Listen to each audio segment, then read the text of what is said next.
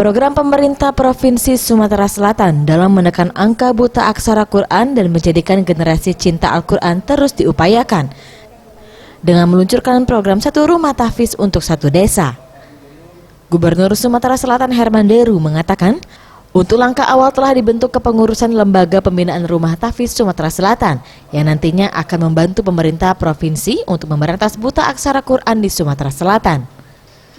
Sebagai Bapak Rumah Tahfiz, Herman Deru mengucapkan terima kasih kepada seluruh pengurus Lembaga Pembinaan Rumah Tahfiz, baik tingkat provinsi dan kabupaten kota, karena Sumatera Selatan adalah provinsi pertama di Indonesia yang mempunyai lembaga pengurus rumah tahfiz yang dikoordinir secara terstruktur dengan baik.